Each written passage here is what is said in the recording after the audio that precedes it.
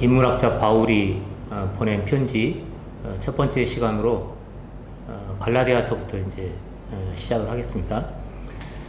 이 갈라디아서는 바울이 본인이 어떻게 이 그리스도에 대한 내용을 이제 쓰게 됐는지, 그리스도를 어떻게 만났는지, 그런 내용에 대한 출발점에 대한 내용들이 상당히 좀 많이 기록되어 있습니다.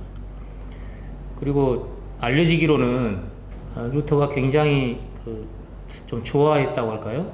많이 인용한 바울 편지입니다. 물론 제일 유명한 구절이라고 알려져 있는 의인은 믿음으로 말미암아 살리라라는 말은 로마서에도 나오지만 이 갈라디아서에 이제 언급되어 있고, 믿음에 대한 내용을 이해를 하려면 갈라디아서가 로마서보다 훨씬 더 자세히 설명되어 있습니다. 그런데 문제는 이 믿음에 대한 논쟁이 루터 때뿐만이 아니라 지금도 여전히 논쟁이 좀 많은 부분이죠. 예를 들자면 믿음으로 다 되는 거냐, 행위를 해야 된다, 그런 내용이 야고보서에 기록이 되어 있기 때문에 그 행위에 대한 그런 논란, 그게 뭐 믿음으로부터 시작된 거다, 뭐 그런 해석부터 시작해서 여러 가지 이제 뭐 신학적인, 종교적인 그런 논란의 여지가 많은 부분이 여전히 남아 있고, 갈라디아서에는 그 그리스도에 대한 언급을 하면서 전혀 다른 식으로 결론을 내놨어요. 뭐 이번에 그 에피소드 이제 첫 번째로 이제 제목에 제로 세팅, 뭐 그러거나 말거나 약간 좀 무슨 말인가 싶을 이제 그런 제목이 올라왔는데, 그런 식으로 기록되어 있어요. 뭐냐면 할례나 무할례나 아무것도 아니라는 거예요. 예를 들어서 할례가 문제점이 있어가지고 그 잘못됐다, 그렇게 결론이 났으면 할례 받는 거가 의미가 없다, 이렇게 써 있으면 말이 되는데, 할례나 무할례나 아무것도 아니다, 이런 표현이 나와 있고, 거기에 대한 이제 단서로서 우리 개혁 개정에는 좀 생략이 되어 있습니다만, 영어 성경이나 뭐 거기 보면은 그리스도 예수 안에라는 이제 그런 표현이 있어요. 그러나 내게는 우리 주 예수 그리스도의 십자가 외에 결코 자랑할 것이 없으니 그리스도로 말미암아 세상이 나를 대하여 십자가에 못 박히고 내가 또한 세상에 대하여 그러하니라. 할례나 무할례가 아무것도 아니로되 오직 새로 지으심을 받은 것만이 중요하니라. 이 두 문장만 딱 놓고 보면 뭐 이렇게 결론 났나 보다, 이제 이렇게 이해할 수 있는데요. 이 갈라디아서 1장부터 5장까지 보면 이 두 얘기를 하기 전까지 굉장히 좀 심할 정도로 이제 논쟁이 있습니다. 예를 들자면 우리가 예수님의 수제자라고 알려져 있죠. 베드로, 이 초대 이제 이 교회가 형성됐을 때 굉장히 중요한 역할을 했고, 가장 많은 사람들한테 존경을 받았고, 또 이렇게 좀 뭐랄까 리더격인 그런 베드로를 이 바울이 사도로 치면 제일 막내 사도인데, 제일 이제 수제자, 제일 어른 같은 베드로를 면박하는 장면이 나와요. 그리고 이 갈라디아서 배경 자체가 바울이 그리스도를 따르는 사람들을 굉장히 핍박을 하고 심지어는 이제 죽이기까지 하는 이제 그런 역할을 했던 사람인데, 갑자기 이제 이 그리스도의 믿음을 이제 전하는 그런 사람들 바뀐 거예요. 이 수리아 지방의 안디옥에서 출발해가지고 여기 이제 갈라디아라는 이제 지방 이름입니다. 그 갈라디아 지방에 있는 사람들한테 그리스도를 이제 전하고, 이제 다시 이제 원래 출발 지점이었던 그 안디옥에 와 있을 상황이었어요. 그런데 갑자기 이제 소식이 들려온 거예요. 그런 논란은 사도행전에 이제 누가가 쓴 사도행전의 15장에 자세히 설명되어 있습니다. 원래 이 그리스도에 대한 내용은 유대인들의 전유물이었습니다. 지금이야 뭐 유대인이 아닌 이방인들도 그리스도를 아는 사람들이 많아졌지만, 처음에는 거의 없다시피 했죠. 복음서 읽어보면 예수님 이방인들한테 얘기할 때 굉장히 심한 표현을 썼어요. 뭐냐면 난 이스라엘의 자녀들한테 왔지 이방인한테 오지 않았다, 이제 그런 식으로 이제 표현하니까 한 여인이 하는 얘기가 심지어 본인을 이제 개라고 표현해요. 개도 떨어지는 거 먹지 않습니까? 예수님마저도 그렇게 표현한 게 나와 있는 걸 보면 굉장히 그 이방인을 좀 나쁜 말로 하면 이제 그렇게 표현되어 있습니다. 계취급을 하는 그런 식으로 이제 성경에 표현이 되어 있어요. 그런데 바울은 그 이방인에게 그리스도를 전하는 일로 사도로 부르심을 받았다라는 설명이 이 갈라디아에서 나오고, 그래서 1차의 갈라디아 지방에 있는 이방인들에게 그 예수님을 소개를 하고, 그 다음 예수님을 따르는 사람들이 이제 늘어가는 이제 그런 상황이었는데, 유대인 중에 전통적으로 이제 할례를 행하고 그 다음에 율법을 행하고 하는 거가 이제 흔히 말하는 유대교죠. 그런 전통을 지키는 사람들이 이방인들한테도 똑같이 해야 된다는 주장을 하기 시작했어요. 이방인들도 유대인들처럼 할례를 받고 그 다음에 율법을 지켜야 된다. 그래야 구원을 받는다. 이런 주장이 나오기 시작했어요. 그래서 그 안디옥에 있던 이제 바울하고 같이 여행을 떠났던 이제 바나바하고 그 사람들하고 굉장히 이제 논쟁이 됐고, 그 논쟁이 수습이 안 되니까 회의를 해야겠다 그래가지고 예루살렘에 그 당시에 다 이제 사도들이 있었기 때문에 예루살렘에 와서 회의를 하는 장면이 사도행전 15장에 나옵니다. 그래서 이제 회의에서 이제 결정이 났죠. 이방인들한테 율법의 그런 멍에를 메우지 말자. 그리고 예수의 은혜로 우리가 구원받는 줄 안다라고 이제 베드로가 정리를 했고, 그렇게 이제 정리가 된 상황이었습니다. 된 상황이었는데 다시 그 사람들이 이 바울이 전도 여행을 갔던 그 지역에 다시 그 사람들이 왔는가 봐요. 완전히 이제 속된 말로 이제 분탕질이 된 거예요.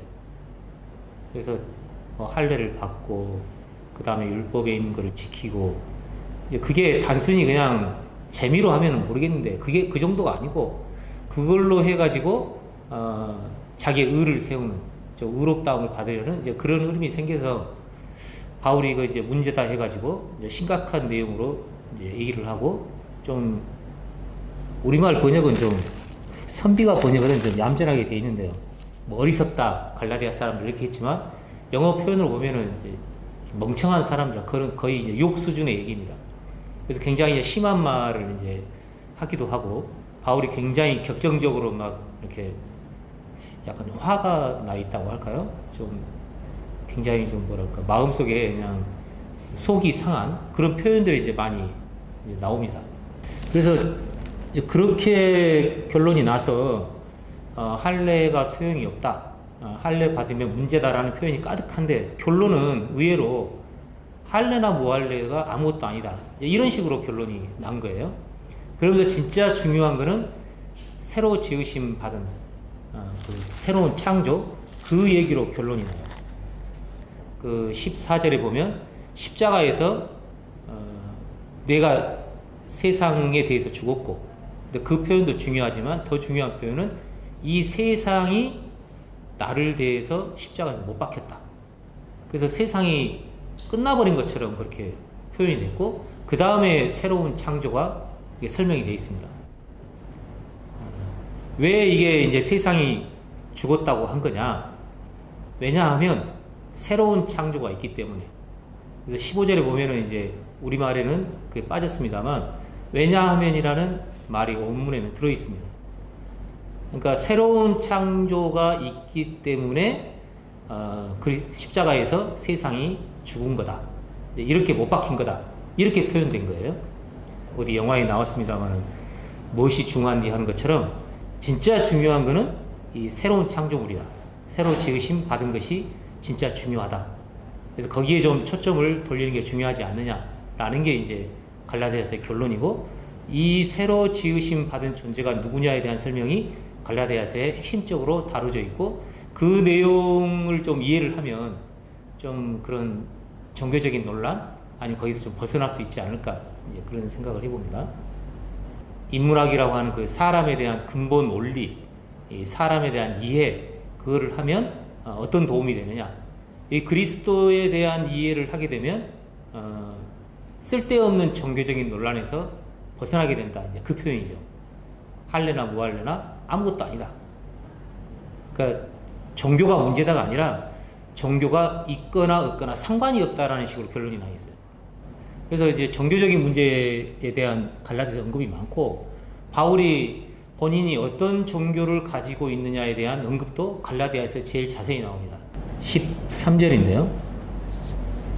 내가 이전에 유대교에 있을 때, 이렇게 표현했어요. 유대교. 종교란 무엇이냐?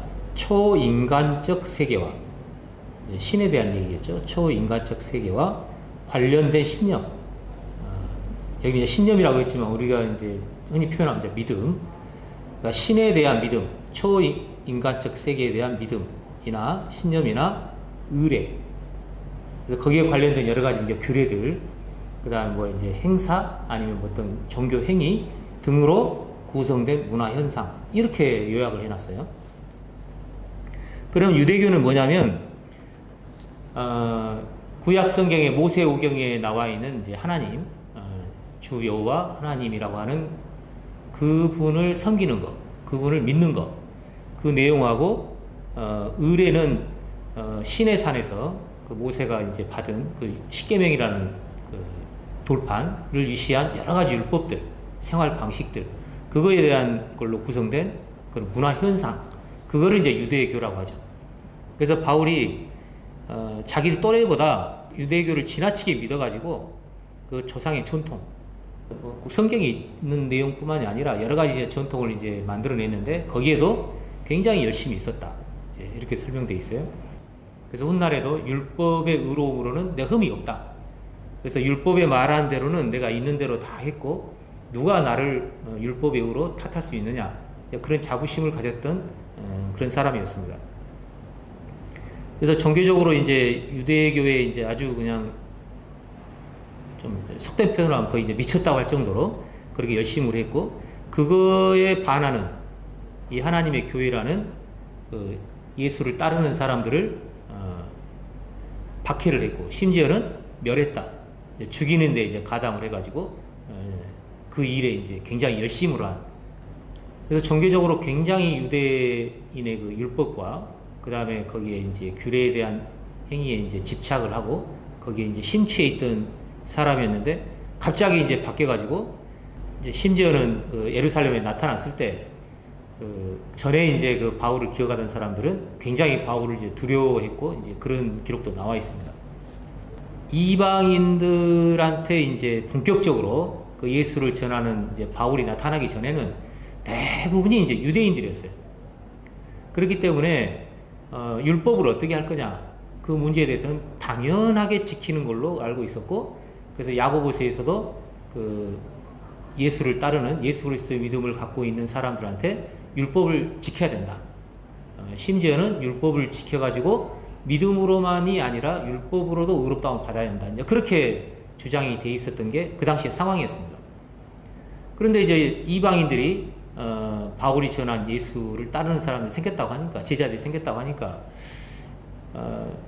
예루살렘에 있던 어떤 사람들이 이제 거기 가가지고 바울하고 바나바 있는 자리에 가서 율법을 지키고 할례를 받아야 한다. 이제 그런 논쟁이 시작이 된 거죠. 그게 이제 다시 이제 갈라디아 지방으로 거쳐서 이제 그런 문제가 되니까 바울이 이 갈라디아서에서 이거에 대해서 좀 본격적으로 좀 정리를 해야겠다라고 이제 마음을 먹고 이 갈라디아서를 쓴 겁니다. 그러니까 율법의 행위냐, 예수 그리스도의 믿음이냐, 그런 이제 그런 논쟁 사이에서 믿음이다라는 게 이제 갈라디아서의 이제 결론이긴 한데요. 그게 종교적으로 우리가 이제 받아들이다 보니까 다 그걸 어떻게 생각하냐면, 우리가 예수님을 믿어가지고 의롭다움을 받는다. 해석상으로 전부 예수를 믿는다. 이렇게 설명되어 있어요. 왜냐하면 종교적인 얘기는 누군가를 믿는 거죠. 그 다음에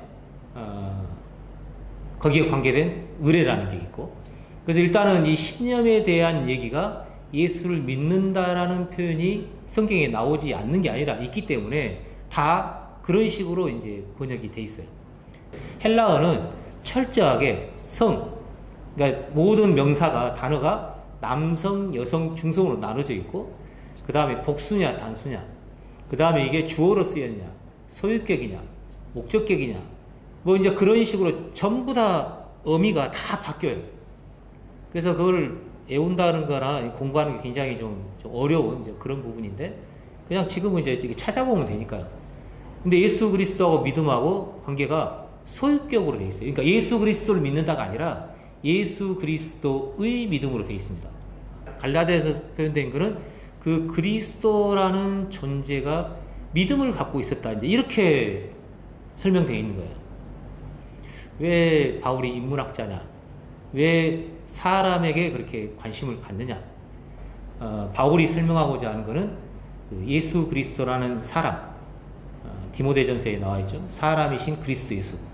그 다음에 그 개인뿐만이 아니라 여러 하나님의 아들들이 모인 그 한 아들 그리스도, 그 설명이 갈라디아서에 설명이 나오는 거예요. 그래서 이제 결론적으로 세상이 죽고 그 다음에 새로운 창조가 시작됐다. 그 새로운 창조물이 어떻게 해서 돼 있느냐라는 그 출발점, 시점을 설명한 게 갈라디아서입니다.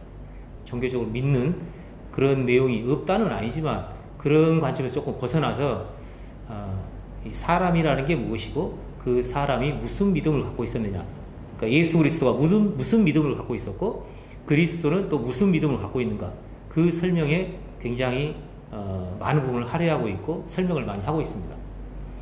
우리는 믿음 그러면 너무 종교적인 형태의 표현이니까 아까 그 종교에 대한 읽었듯이 초월적 세계, 신에 대한 신념, 그렇게 이제 표현했는데, 예수 그리스도라는 이 사람이 무슨 신념을 갖고 있었느냐, 무슨 믿음을 갖고 있었느냐가 가장 잘 설명된 부분이 갈라디아서입니다. 여기 헬라어 버전으로 보면 나를 사랑하사 나를 위하여 자기 자신을 버리신 하나님의 아들의 믿음으로 산다, 이렇게 되어 있어요. 우리를 사랑해가지고 우리를 위하여 자기 자신을 버리신 그 하나님 아들 예수 그리스도인데, 그 예수 그리스도가 어떤 믿음을 가지고 자신을 버렸냐는 거예요. 나를 사랑하사, 그러니까 바울이죠. 바울을 사랑해가지고 바울을 위하여 예수 그리스도가 목숨을 버렸다는 거예요. 그럼 각자 이제 대입을 해보면 나를, 개인을 사랑을 했고 개인을 위하여 자기 목숨을 버렸다. 그 목적이 있을 거 아니에요. 그 목적에 대한 믿음을 갖고 있었다, 이렇게 표현하고 있습니다. 그 목적이 뭐냐? 예수 그리스도의 믿음으로 말미암는 약속을 믿는 자들에게 주려 함이라. 믿음이 오기 전에, 그러니까 예수 그리스도의 믿음이 오기 전에 우리는 다 이거를 내가 믿는 그 믿음, 그러면 시점이 안 맞죠. 왜냐하면 내가 믿는 거는 지금에 믿었는데, 그럼 이 믿음이 사람이 믿는 믿음이라고 하면 그 시초가 누구냐? 베드로로 따져야 되느냐? 그 얘기는 아니거든요. 그러니까 믿음이 오기 전에라는 하는 거는 이 예수 그리스도의 믿음이 오기 전에 우리는 율법 아래 매인 바 되고 계시될 믿음의 때까지 갇혔다. 뭐 결론적으로 우리가 믿는다고 하지만 그 결론을 좀 제쳐두고 여기 앞에 설명된 예수 그리스도의 믿음, 예수 그리스도의 믿음으로 말미암아 의롭다함을 얻게 하랍니다. 믿음이 온 후로는, 예수 그리스도의 믿음이 온 후로는 우리가 초등교사 아래에 있지 아니하도다. 이 초등교사는 율법을 말하는 겁니다. 그 다음에 나와요. 너희가 다 믿음으로 말미암아, 그 예수 그리스도의 믿음으로 말미암아 그리스도 예수 안에서 하나님의 아들들이 됐다. 나를 사랑해서, 개개인을 사랑해서 우리를 위하여 목숨을 버리셨는데 무슨 믿음이었느냐? 우리를 하나님의 아들로 만든다는 믿음을 갖고 있었던 거예요. 그러니까 본인만 하나님의 아들이 아니고 우리들을 하나님의 아들들로 만든다는 믿음을 가지고 돌아가셨다, 이제 이 얘기입니다. 내가 믿어서 하나님의 자녀가, 그런 표현이 성경에 있습니다. 영접하는 자, 그 이름을 믿는 자들에게는 하나님의 자녀가 되는 권세를 줬다라는. 그런데 너무 그것만 강조하다 보니까 예수 그리스도가 무슨 믿음을 갖고 돌아가셨느냐, 그 믿음이 우리를 하나님의 아들로 만든다는 그 믿음을 갖고 있었다는 생각은 까맣게 생각을 안 하는 거죠. 그리고 이걸로 결론 난 게 아니라 이 하나님의 아들들을 어떤 과정을 거쳐가지고 어떻게 된다라는 내용이 그 다음에 쭉 소개가 되어 있어요.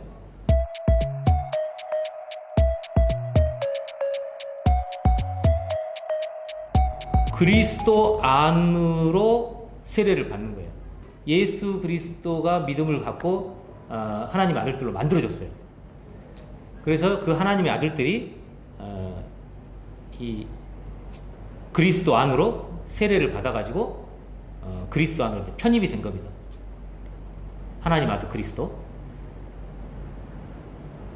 그렇게 해서 받으면 그리스도로 이제 옷 입게 된다. 그렇게 돼 있고, 너희는 유대인이나 헬라인이나 종이나 자유인이나 남자나 여자나 다 그리스도 안에서 하나다. 원래 이제 하나인 존재의 그 그리스도가 있고, 그 다음에 누구든지 그리스도의 그 합하기에서 성령 세례죠. 성령 세례를 받은 사람들은 다 그리스도 예수 안에서 하나가 된다. 이 하나를 누구라고 할 거냐? 29절에 너희가 그리스도의 것이면, 그리스도에 속해 있으면 곧 아브라함의 자손이요 약속대로 유업을 일자다. 아브라함의 자손이라는 거예요. 이제 좀 성경을 좀 아시는 분들은 아브라함이라는 존재에 대해서 많이 이제 들으셨으니까 생소하지 않을 텐데, 이 약속들은 아브라함과 그 자손에게 말씀하신 것인데 여럿을 가리켜 그 자손들이라 하지 아니하시고 오직 한 사람을 가리켜 내 자손이라 하셨으니 곧 그리스도라. 그러니까 아브라함의 자손이 누구냐? 그리스도라는 겁니다. 그런데 29절에 보면은 너희가 이 아브라함의 자손 그리스도로 된다. 그러니까 그리스도로 이제 편입된다 그 얘기죠. 성령 세례를 받아가지고. 많은 분들이 그리스도 하면 예수 그리스도가 다지라고 하지만 여기 분명히 너희가 그리스도에게 속하게 되면 너희가 아브라함의 자손이 된다. 단수로 표현되어 있어요.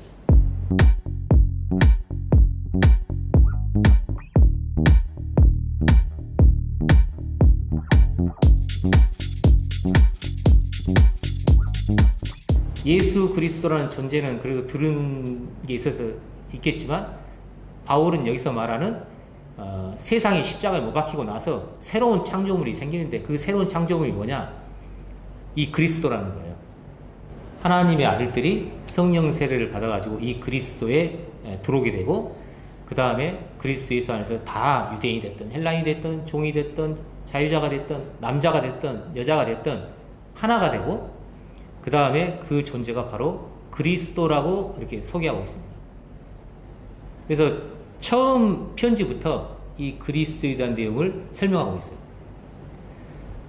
그러면 이 그리스도를 알게 되면 이제 어떤 유익이 있느냐?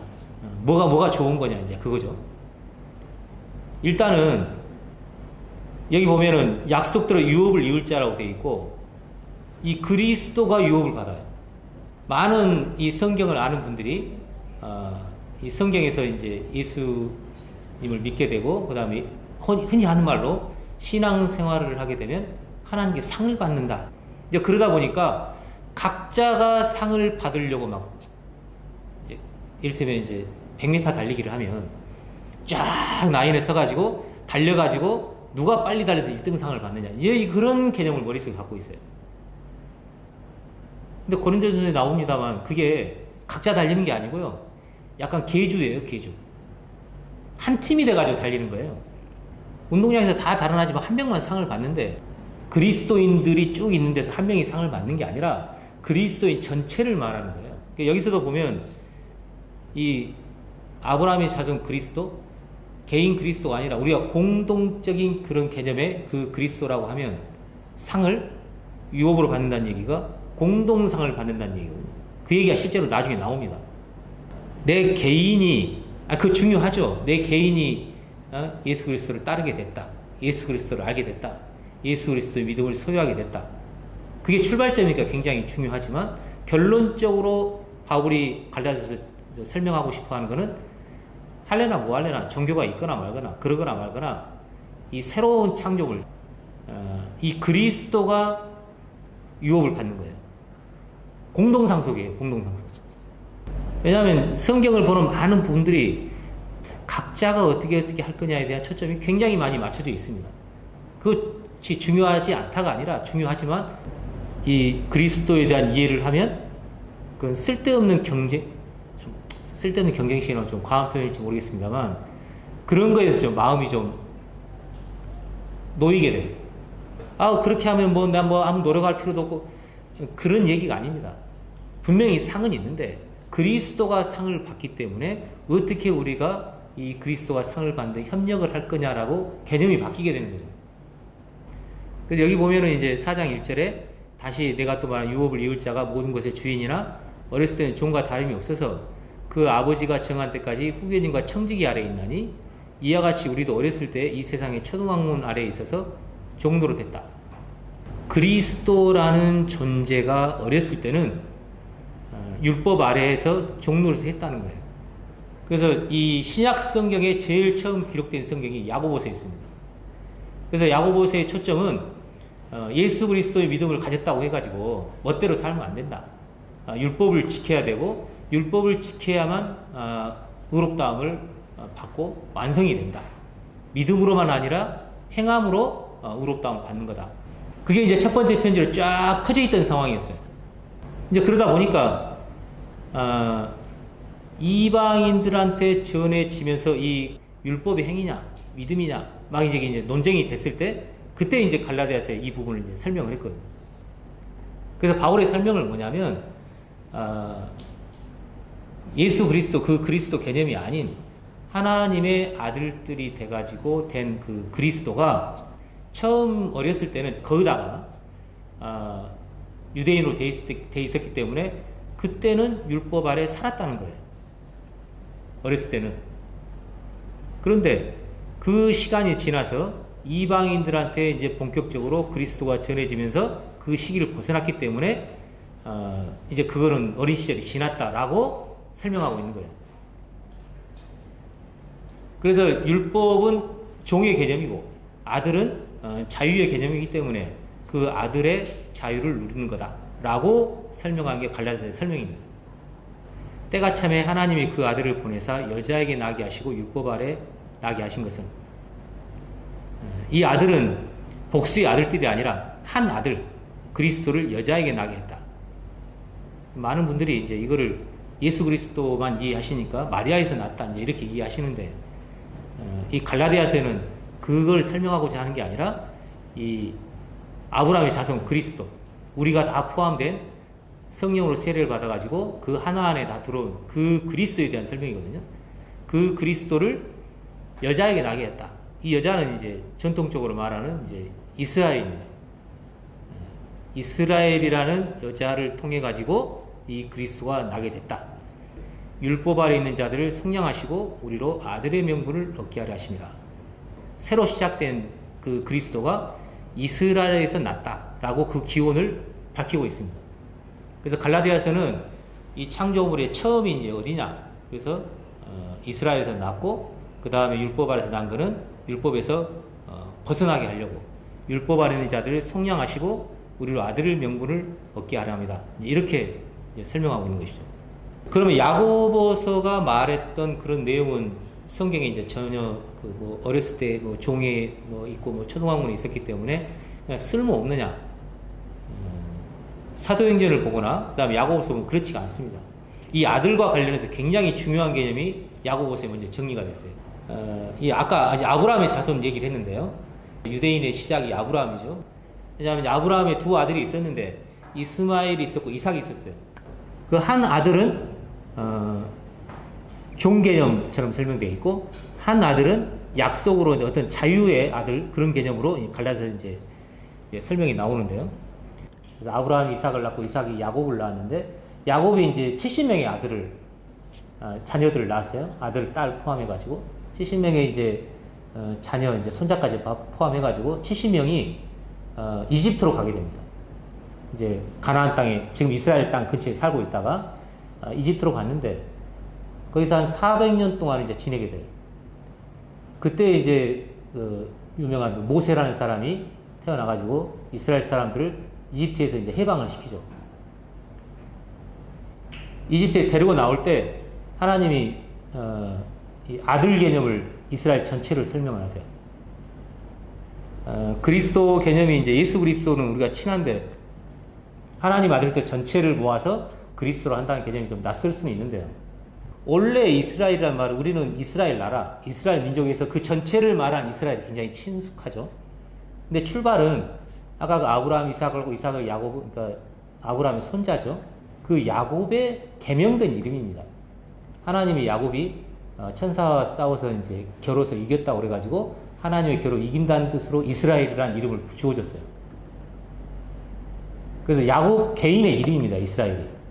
그런데 출애굽을 해가지고 이스라엘 사람들이 한 70명이 내려가가지고 200만 명 정도 불어난 상황에서 하나님이 이제 모세한테 이제 하신 얘기예요. 너는 모세에게 하나님 얘기하시기를 바로에게 이르기를 여호와의 말씀에 이스라엘은 내 아들 내 장자라 이런 표현을 써요. 여기 이스라엘은 내 아들 내 장자라고 그러면은 이스라엘이 야곱을 말하는 게 아니거든요. 여기 처음으로 이스라엘 전체, 그러니까 야곱이 이스라엘이고 이스라엘 자손들이 있는데 그 이스라엘 자손 전체를 이스라엘로 부르는 장면이에요. 야곱이 이스라엘인데 야곱의 자손 전체를 이스라엘로 하듯이 예수 그리스도도 그리스도라고 하지만 거기로 기인하여 생긴 많은 하나님의 아들 전체를 그리스도로 하듯이 여기에 처음으로 이스라엘은 내 아들 내 장자라 이렇게 표현하는 장면이 나와요. 그래서 이 이후로는 이스라엘 사람들이 하나님을 아버지라고 부릅니다. 왜냐하면 하나님이 이스라엘 내 아들은 내 장자라고 했기 때문에. 그래서 아브라함의 자손이고 굉장한 자부심을 갖고 있는 거죠. 우리는 하나님의 아들들이다. 그런데 야고보서에서 무슨 얘기를 하냐면 그가 그 피조물 중에 우리로 한 천 열매가 되게 하시려고 자기의 뜻을 따라 진리의 말씀을 우리를 또 낳았다는 거예요. 말씀으로. 이 진리의 말씀이 누구냐?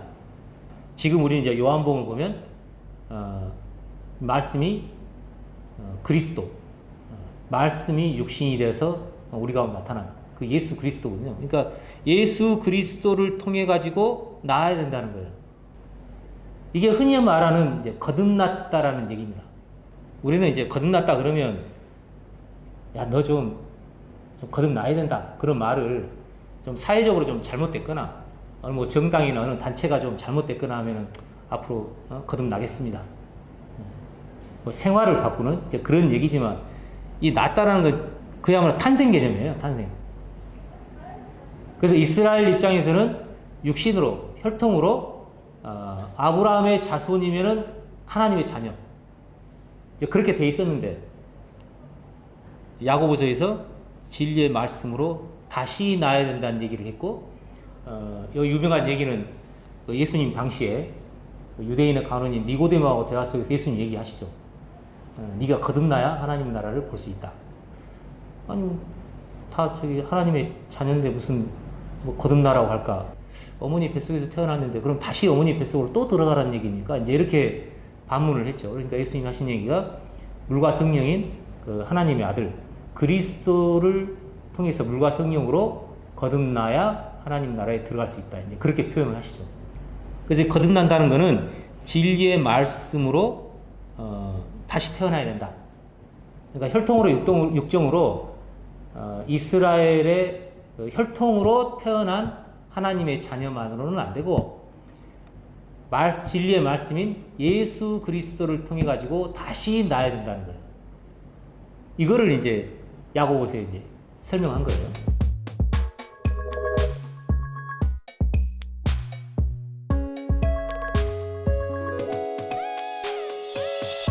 사도 바울은 이 개념이 바뀌었다가 아닙니다.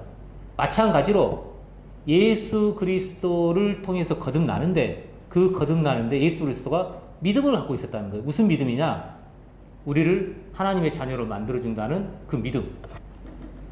그 믿음을 통해서 그리스도 예수 안에서 우리가 하나님 아들들이 됐다라고 갈라디아서에서 표현을 했고 이 내용을 그대로 이어가지고 우리가 다시 태어나야 된다. 그럼 우리 같은 이방인들은 어떻게 되느냐? 우리는 이방인들은 뭐 하나님을 아버지라고 부른 적도 없고 그래서 우리는 육신적으로 아버지가 있잖아요. 그 육신의 아버지 말고 하나님인 영의 아버지로 하는 그 거듭남인 거죠. 우리도 아버지가 있지만 하나님 아버지로 다시 태어나는 것은 예수 그리스도가 믿음을 갖고 돌아가셨기 때문에 그 예수 그리스도를 통해 가지고 다시 나야 된다는 것을 성경은 설명하고 있습니다. 근데 사도 바울은 그걸로 끝나는 게 아니라 그 하나님의 아들들이 생겼는데 그 하나님의 아들들이 성령으로 세례를 받아가지고 한 아들인 그리스도로 다 편입되게 된다. 그래서 그리스도 합하여 세례를 받는다 이렇게 됐고 그 사람들은 그리스도로 옷 입은 사람들이고 그리스도로 옷 입게 되면 남자가 됐든 여자가 됐든 유대인이 됐든 헬라인이 됐든 종이 됐든 자유인이 됐든 다 하나인 존재가 되고 그 하나가 아브라함의 자손인 그리스도다. 그래서 그 그리스도, 다가 하나가 된 그 그리스도가 상속을 받는 거다. 이렇게 갈라디아서는 설명하고 있는 거예요. 그렇기 때문에 종교적으로 율법을 해야 되니 뭐 믿음으로 해야 되니 중요하죠. 중요한데 결론적으로는 이 새로 지으심을 받은 이 그리스도가 중요한 거지. 뭐 율법을 지키거나 말거나 속된 말로 그렇게 되어버렸다는 거예요. 그건 아무것도 아니라는 거예요. 그래서 그게 이제 오해가 될까봐 나중에 정리는 해줘요. 네가 할례로 부르심을 받았느냐? 할례 받은 사람으로서 종교를 가진 사람으로 이 그리스도 안으로 들어왔느냐? 무할례자가 되지 마라. 왜냐하면 종교적인 그 계율 아니면 그 생활 방식 버리지 말고 그대로 하라 이거예요. 그 다음에 무할례자, 율법 없는 상태로 그리스도 안으로 들어왔느냐? 그러면 할례 받지 말고 그런 종교 가질 그 계율에 매울 필요 없다는 거예요. 그래서 이 그리스도 안에서는 그 종교적인 부분에 대해서는 엄청난 자유가 주어져 있습니다. 그래서 혹시 오해를 하면 그 율법에서 자유를 얻었으니까 그럼 멋대로 살아야 된다. 그런 뜻으로 된 게 아니라고 바울이 또 강조를 해요. 그리스도께서 우리를 자유롭게 하려고 자유를 주셨으니 그러므로 굳건하게 서서 다시는 종의 멍에를 매지 마라. 형제들아 너희가 자유를 위하여 부르심을 입었으나 그러나 그 자유로 육체의 기회를 삼지 말고 오직 사랑으로 종노릇하라. 그래서 온 율법은 내 이웃 사랑하기를 내 자신과 같이 하라는 말씀에서 다 이루어졌다. 그래서 주인이 바뀐 거죠. 율법이 주인이고 율법이 남편이었으면 지금은 이 사랑으로 서로 종노릇을 해라. 서로의 종이 되라. 사랑으로. 그렇게 이제 개념이 바뀌었다고 이제 설명을 한 거죠. 사람이 의롭게 되는 것은 율법의 행위로 말미암음이 아니요 오직 예수 그리스도를 믿음으로 말미암는 줄 알므로 우리도 그리스도 예수를 믿나니 이는 우리가 율법의 행위로서가 아니고 그리스도를 믿음으로 의롭다함을 얻으려 함이라. 율법의 행위로서는 의롭다함을 얻을 육체가 없느니라. 누누이 강조해서 말씀드렸습니다만 예수 그리스도를 믿음이 아니라 헬라어로 보면 예수 그리스도의 믿음입니다.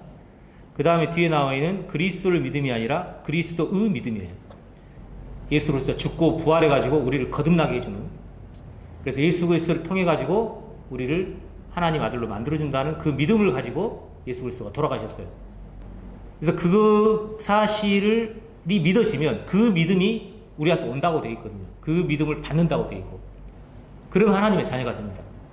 물론 내가 믿어서 하나님의 자녀가 된다 그 말이 틀렸다가 아니라 순서가 예수 그리스도가 우리를 하나님의 자녀로 만들어 주시겠다는 믿음을 가지고 우리를 사랑해 가지고 우리를 위하여 자기 몸을 버리셨어요. 그 믿음을 가지고. 그리고 부활하셨죠. 그게 우리 마음속에 그 예수 그리스도의 믿음을 가지고 그렇게 했다는 게 믿어지면 그러면 그 믿음이 나한테 와가지고 내가 하나님의 자녀가 되는 겁니다. 그 예수 그리스도의 믿음인데 그 뒤에 그리스도의 믿음은 뭐냐 이거예요. 그래서 그 하나님의 아들들이 된 존재들이 성령으로 세례를 받아가지고 한 아들 그리스도로 다 편입이 됐어요. 근데 그 한 아들 그리스도 아브라함의 자녀인 아브라함의 자손인 그 그리스도가 공동상속을 받는데 거기까지는 이해가 되는데 그 그리스도가 믿음을 갖고 있다는 거예요. 그 다음에 그 그리스도의 믿음으로 우리가 의롭게 된다. 이렇게 설명되어 있어요. 예수 그리스도의 믿음으로 의롭게 되는 것은 각각 개인들입니다. 2장 20절에 보면 내가 그리스도와 함께 십자가에 못 박혔나니 이제는 내가 사는 것이 아니요 오직 내 안에 그리스도께서 사신 것이라. 이제 내가 육체 가운데 사는 것은 나를 사랑하사 나를 위하여 자기 자신을 버리신 하나님 아들을 믿는 믿음 안에 사는 것이라. 바울이 철저히 자기 개인으로 설명을 했어요. 왜냐하면 예수 그리스도의 믿음은 개인을 각각을 하나님의 자녀로 만들기 때문에 그리고 각각이 소유하는 믿음입니다. 근데 그 전체가 한 하나님의 아들로 들어왔어요. 그럼 그 하나님의 하나님의 아들 그리스도 그 전체가 한 아들인 그 그리스도는 어떤 믿음을 갖고 있느냐 이거죠. 이는 그리스도 예수 안에서 아브라함의 복이 이방인에게 미치게 하고 또 우리로 하여금 믿음으로 말미암아 성령의 약속을 받게 하려 함이라. 믿음으로 성령의 약속을 받는데요. 그러니까 예수 그리스도의 믿음으로 하나님 아들이 된 건 이미 이루어진 거죠. 그 믿음을 받은 존재들한테는 이루어진 건데 성령의 약속이 남아있다는 거예요. 앞으로 5절 우리가 성령으로 믿음을 따라 의의 소망을 기다리노니 그 그리스도가 믿음을 갖고 있어서 성령을 통해서 의롭게 되는 일이 남아있다. 예수 그리스도의 믿음으로 하나님의 아들들이 된다는 것은 야고보서하고 갈라디아서하고 동일합니다. 그런데 그리스도의 어린 시절에 야고보서 시절처럼 율법을 행해야만 되는 그걸로 의롭다움을 받는 그런 시절이 지나서 이 갈라디아서가 쓰여질 당시에는 믿음으로 그 다음에 하나님의 아들들이 믿음으로 사는 그런 시절이 왔다고 선언하고 있고 그 그리스도가 유업을 받는 거다. 그래서 야고보서에 설명이 안 됐던 그 하나님의 아들들이 거듭나는 것뿐만이 아니라 한 하나님의 아들들로 성령을 세례를 받아가지고 한 아들 그리스도가 형성이 됐고 그게 새로운 창조물이다. 십자가를 기준으로 해서 세상이 죽고 새로운 창조물이 시작됐다. 그래서 이 새로운 창조물에 대한 설명도 이 갈라디아서 이후에 바울 서신에 계속 지속적으로 표현이 나옵니다. 그래서 이 그리스도는 새로 창조된 그리스도는 율법을 따라 사는 게 아니라 그리스도가 뜻이 기름 부음을 받는다는 뜻이거든요. 그 성령을 받아가지고 성령의 인도함을 받게 된다. 그래서 그 성령으로 의롭다움을 받게 된다라는 설명이 앞으로 계속 나오는 거고, 그래서 이 갈라디아서부터 시작해서 바울의 서신을 종교적으로 뭘 믿는다, 그 다음에 규례에 관계되다, 그게 성경이 전혀 없다가 아니라 중요한 초점은 그리스도라는 사람이 초점이고 그리스도라는 사람을 중심으로 설명하고 있기 때문에 예수 그리스도가 믿음을 갖고 있다, 그리스도가 믿음을 갖고 있다, 그런 표현이 훨씬 더 많고 그게 더 중요하게 다뤄져 있는 이유가 그 존재가 중요하다는 거예요. 새로 지으심을 받은 자. 그게 이제 갈라디아서의 중요 설명이라고 이해하면 되겠습니다. 다음에는 이제 이 데살로니가 전서후서 2차 전도 가가지고 데살로니가 전서후서에 설명된 그 내용을 설명을 드리도록 하겠습니다. 예, 감사합니다.